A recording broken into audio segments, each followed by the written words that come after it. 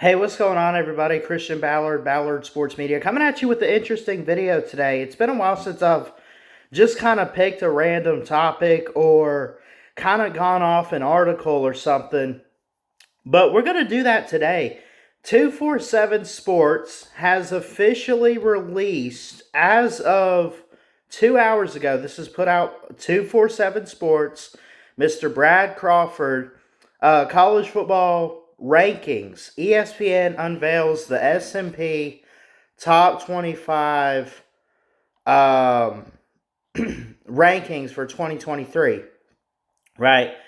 So this is basically not the official preseason poll, but it's a standard or metric unit that I'm pretty sure, at least, it's supposed to tell you where each program stands.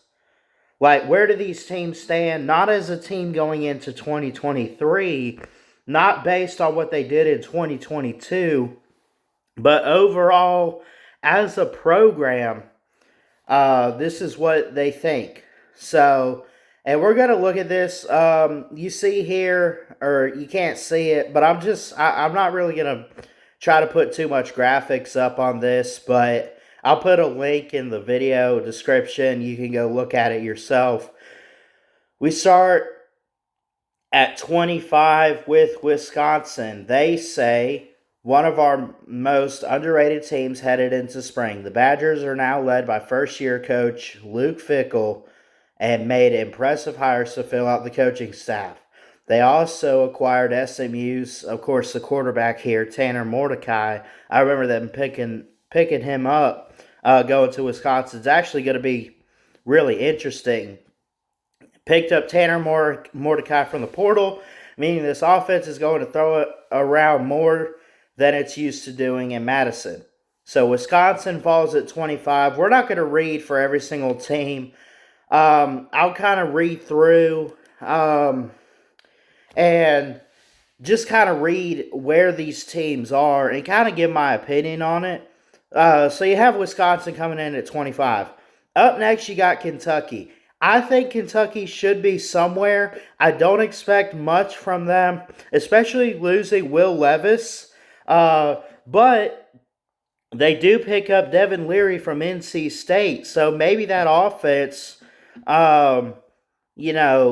a little bit of returning production. I think Chris Rodriguez is the name. I think that's the name. Let me look that up. Yeah. He actually is ready for was at the Senior Bowl. So you go to the Senior Bowl, you're going to the draft. So they lose some production. And then Keydron Smith from Kentucky also leaving. So they lose some production at Kentucky. Some offense, some defense. Going to take a step back this next year, but coming in, I think last year they were around the 18 to 25 range, somewhere in there, 20 to 25. They were a bit higher than 24, so maybe they don't expect Kentucky to fall off too much necessarily, but we'll see. The first of many SEC teams in the S&P Plus preseason rankings, Kentucky landed NC State quarterback Devin Leary and convinced former offensive coordinator Liam Cohen to return to the Bluegrass from the NFL. So, Wisconsin, Kentucky, Mississippi State, again, don't know what to expect from Zach Arnett in his first season. Rest in peace to the Pirate Mike Leach. Always much love to his family. Passed away late last year. So, man, this still hurts.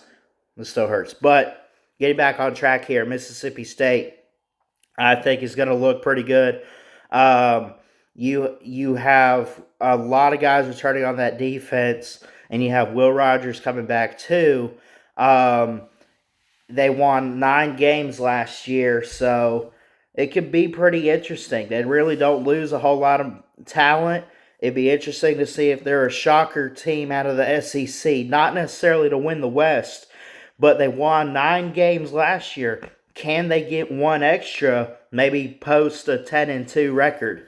That could be interesting there. Kansas State won the Big 12. We know about them. They lost the Sugar Bowl to Alabama. They're at 22. We're not going to read all these. Let's kind of run through a couple until I get to an interesting one. 21 UCLA. There's going to be a new quarterback situation. They got a 5-star Dante Moore. Got to be interesting to see what they do with young talent. Florida is on the list at number 20. Florida is at number 20. This is kind of laughable. I do not want to believe this is true. There's part of me, I would put Florida in the top 25 somewhere. I don't know about number 20. But you want to put them 24, 25, they're at the bottom, in my opinion. But they got them here at 20. I actually have to read this. Despite last season's 6-7 finish, that's one reason I would put them at, 25 or whatever. And personnel issues at certain positions heading into the 2023 campaign. The Gators are a top 20 team, according to the preseason S&P rankings. Well, your rankings are bull, so carry on. They landed Wisconsin quarterback Graham Mertz in the portal this cycle, a player Billy Napier hopes is an instant impact guy. Now, I do like Graham Mertz. I do think that he could be a star quarterback somewhere. I'm not going to call him an NFL quarterback yet, but he could probably do some things for the offense for Florida. What I'm concerned about is the defense, even though it has turned around just a little bit under Billy Napier, I don't know if it can be good enough to where Florida is a top 20 team. That's just my opinion. The national runner-up is up next, 19 TCU. What do the Horned Frogs have in store for their encore season? Getting back to the playoff is going to be extremely challenging, but it's nothing Sonny Dykes' team isn't used to, considering they were not ranked at this time of season ago before reaching the Final Four. This is entirely a new sum of transfer-heavy parts, however. Yeah, I think they took JoJo Earl from Alabama. They took Tommy Brockemeyer from Alabama. They took a couple big guys that are going to be key pieces for them in 2023. The question is the quarterback situation. Max Duggan most likely going to the draft. Probably hear his name called on draft day, maybe day 3 somewhere. But TCU, after 1 year with Sonny Dykes, a national runner-up, I think they fall off, but don't be surprised if it's only just a little bit and they post maybe 10-2, 9-3. They could be interesting. I think I know I did a preview video for them. I think I had them 8-4 if I'm being honest, but I don't know. I think they lost all that magic that they had last year. Carrying on, Ole Miss at 18. The Aggies, okay, have to talk about this. This one is a shocker to me. Texas A&M is at number 17.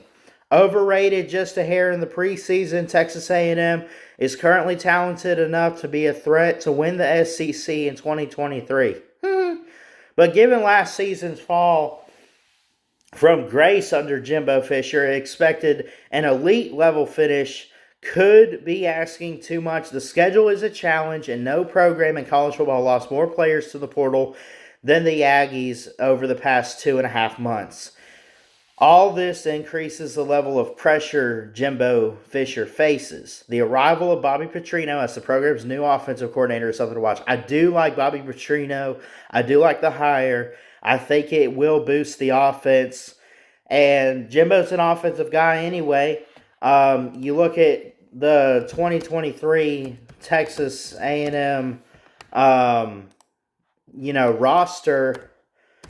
Let me pull this up here, what they have returning. Because teams are starting to put on their official athletics website the 2023 rosters.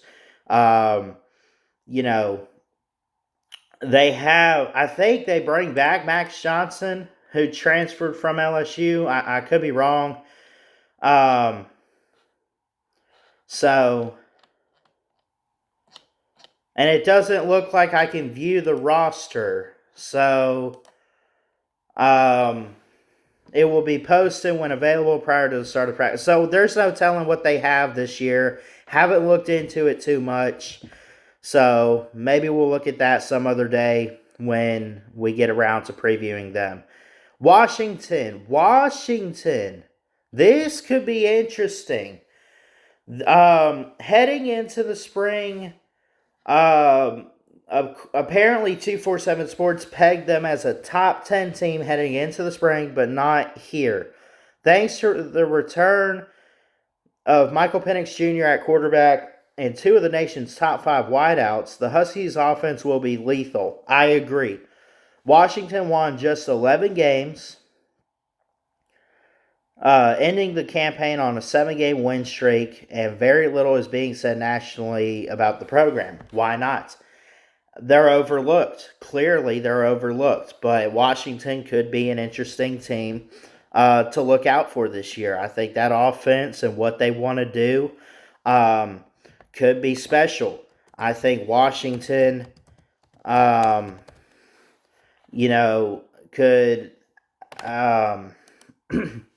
I think, take big steps forward with Kalen DeBoer, Coach DeBoer, and what he wants to do. Chris, what's his last name? The previous head coach. He left Washington in an interesting position. And so, but I mean, they posted an 11-2 record. They got a new head coach. They bring back the quarterback. Big things potentially for DeBoer, saying his name right, I hope, in his alma mater. So, let's keep going. Up next is Marcus Freeman and Notre Dame, the biggest unknown after losing Tommy Rees to Alabama this month. Yes, I do. Look, let me ask you this. If they had kept Tommy Rees, and Tommy Rees is not with Bama, if he's not, hypothetically, is Notre Dame higher than 15? I think maybe by a peg, just a little bit. I like him here in the top 15. I do think that, you get a top quarterback in Sam Hartman from the transfer portal. You get some great receivers coming back. You got some defense. Notre Dame is a historically good program. But it's kind of a mystery. I mean, Marcus Freeman's a defensive guy, right? So we know the defense will be great. We expect that to be great. But the offense is where it gets kind of tricky.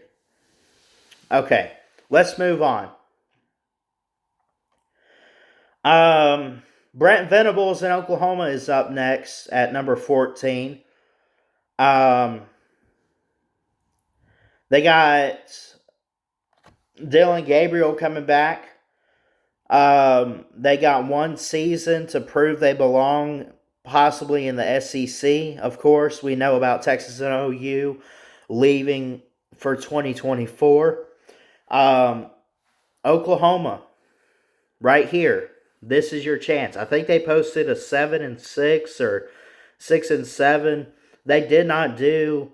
I mean, for a first-year head coach and what he did, that was great for Brent Venables. But the standard at Oklahoma that Lincoln Riley had set, and you go back even a little bit with Bob Stoops, I think it's kind of a playoff or bust, Big Ten champions or bust, type of mentality. And of course, you had Kansas State and TCU in that Big 12 title game. Oklahoma was nowhere to be found.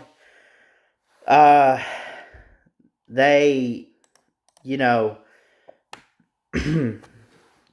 so they have plenty of guys that they picked up in the portal.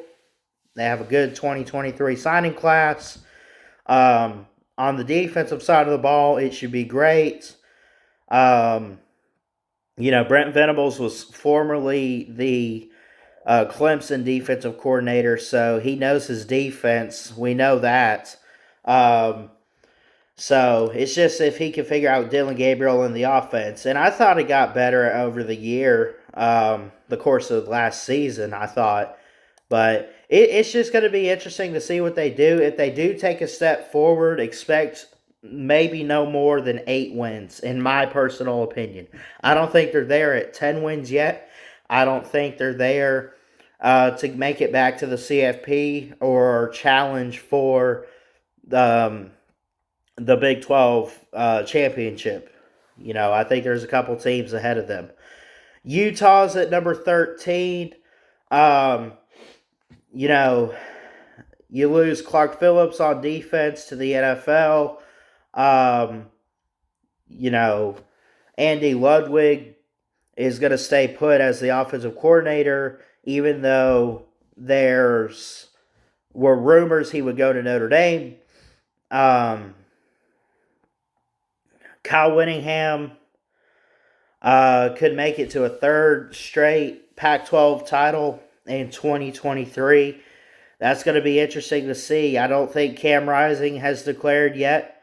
So, he's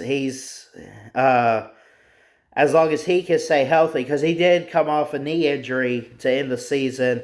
If he could stay healthy, the offense could stay healthy, they could score, they could win big-time football games, I think, which is very important today in college football. Clemson Tigers up next at number 12. Should they be higher? I think the issue for Clemson last year was the offense. We talked about it with my uncle.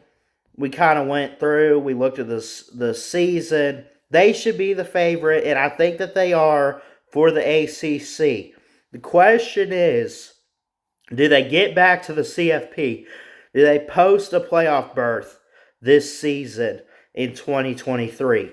That's a big question. That's the one that everyone wants answered. I think that they could. I'm not going to sit here and say that they will. I think they could, though. I really do. I think they got it figured out with Cade Klubnik. I think you got Will Shipley coming back. So, and you have the Grand Slam out of the park hire and Garrett Riley. And this article says we think the Tigers are underrated a bit if you find them outside the top 10. So, and they have them outside the top 10. So they even are underrating Clemson just a little bit. Speaking of the ACC, we move on to Florida State. Cleaned up in the portal in the 2023 recruiting cycle. They exited last year. Man, whew. I'll tell you what, Jordan Travis comes back, Jared Verse on defense. You return your 2 leaders on both sides of the ball. That's very important. They posted up some great numbers offensively last year. I think they could be one of the more surprising and dynamic offenses this year in 2023. We're talking about Florida State.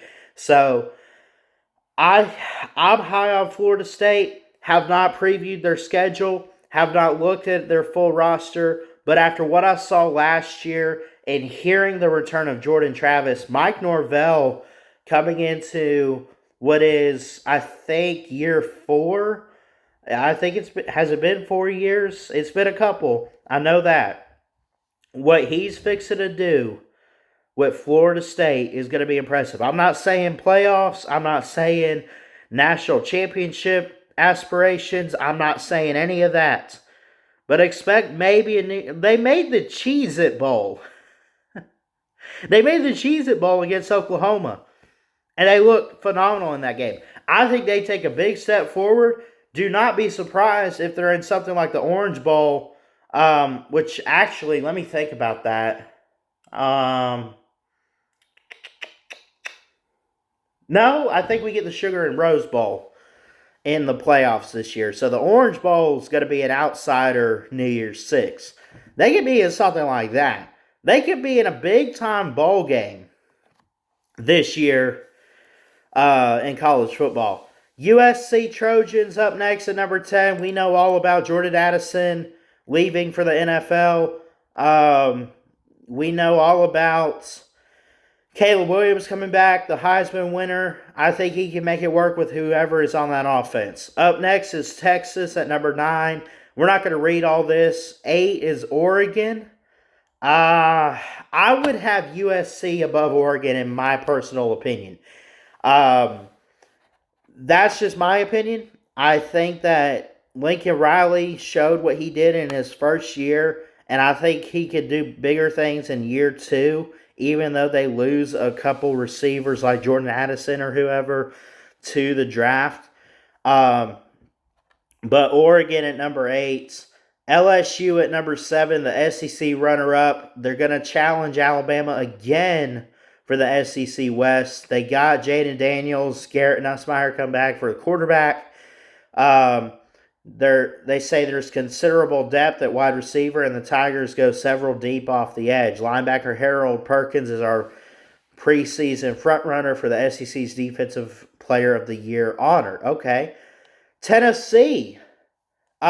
We saw in the Orange Bowl what they were able to do. They took out Clemson, and Clemson looked good in that game too, but kind of looked good. They looked okay. But Tennessee looked great. Tennessee looked amazing. Joe Milton at quarterback didn't miss a beat. He'll be on the preseason Heisman shortlist next season, given his talent level under center Josh Heupel. Josh Heupel's program will hope to continue its surge nationally, but will be marked as one of the hunted this time around. Losing Alex Golesh as offensive coordinator could be a bigger blow than most of us assume. Man. Sean Clifford leaves. We got number 5, Penn State. Drew Aller takes the reins under center.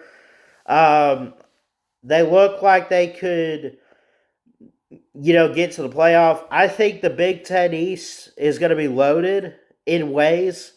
But when you think about the loss of Ohio State's C.J. Stroud, when you think about Michigan and what they return, I think even Blake Corum's returning. We'll have to, again, look at Michigan some other day.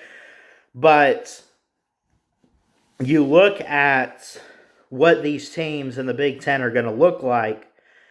The Big Ten East is still going to reign supreme over the West. Penn State is in that division.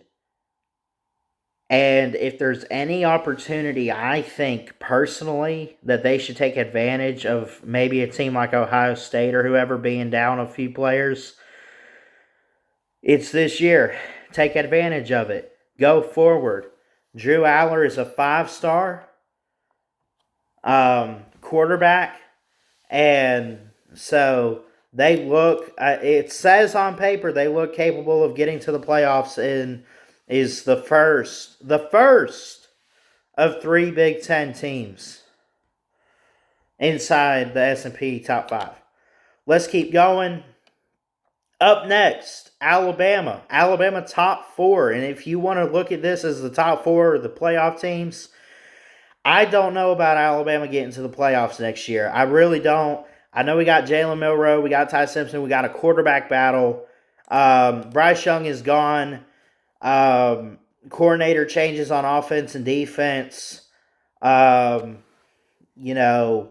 bring in Tommy Rees, and then we bring in Kevin Steele. It's going to be great. I think those are great hires. I love the defense for next season. Dallas Turner comes back. You have, I think Eli Ricks even announced his return. to the capstone. And you'll have, I'm trying to think, Kool-Aid McKinstry. I could go down the list. The defense production is going to be fantastic. The defense is going to be lights out of their mind, playing good football. Michigan Wolverines at number 3. Real quick, I guess the only thing I'll say about Alabama is they should be taking a step back, but don't be surprised if they do pose a threat to the SEC West, as always. And, I mean, the only thing left I'll say on them is it's Nick Saban, right? We can say whatever we want if he's losing his touch in college football and if Kirby's taking over. We could say all of that. But if there's one thing I know, he's going to be hungry, he's going to be motivated, and he's going to want to work hard this year for a national title and prove everybody wrong. So we'll see if they can do that. Michigan at number 3. J.J. McCarthy comes back. Blake Corum, Donovan Edwards both return. Suffered a hard to their stomach defeat. Yeah, lost to TCU. They picked up a lot of players in the portal. Michigan should be the team to beat once again in the Big Ten East, my opinion. Especially on the offensive side of the ball, it's going to be explosive. Ohio State is number 2. Georgia number 1. Georgia a three-peat. Well, first off, let's look at Ohio State. Quarterback controversy entering the 2023 season. Kyle McCord and Devin Brown. Marvin Harrison returns at wideout, the top player at his position nationally, and the top player on the team. Emeka Ibuka is also returning. Julian Fleming. So they have all their playmakers. They just need to find the quarterback. They can do that. Just find a guy that can stand in the... Basically, find your Mac Jones. Think about Alabama a couple years ago when they lost to Tagovailoa. They had Mac Jones come in 2020, right? We remember. Mac Jones came in. All he had to do was stand there in the pocket. Devontae Smith, Jalen Waddle, John Mechie. 3 guys stood up and said, we'll come back and we'll catch the football for this guy. And they won a championship. I think that's the same situation for the Buckeyes. They just need to find their leader. Moving on. Georgia's number 1.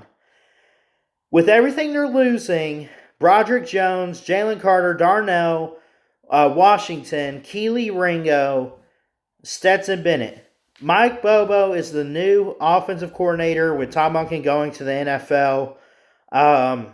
It's going to be interesting to watch out for. I guess I would put Georgia. I think think about everything they lost after 2021 on defense, and they won back-to-back titles. Does it really matter that they lose Stetson Bennett? Does it really matter they lose Keely Ringo? Does it really matter that they lose Broderick Jones? Does it really matter for Georgia at this point? I say no. And I will say Kirby's building something at Georgia. Too early to say dynasty, but he's working that way. He's building something. I cannot be the one to say dynasty yet, but I know he's building something. He's doing something great. But at some point, man, take a down year. This has to be that year, right? Not according to the S&P. Georgia is number 1. They stay there, and that will do it for this list. So it goes all the way from Wisconsin to Georgia, top 25. I want to hear from you guys in the comments of this video. In fact, I'm probably going to premiere it. So if you're watching along, I really would appreciate it because this video is like 30 minutes. I love you guys. I'm going to get out of here. This was a great list. I'm looking forward to college football and what 2023 will bring. Please like, comment, and subscribe. Subscribe right here to Ballard Sports Media for more sports content. And until next time, folks, Christian Ballard, Ballard Sports Media, signing off. I love y'all. Peace.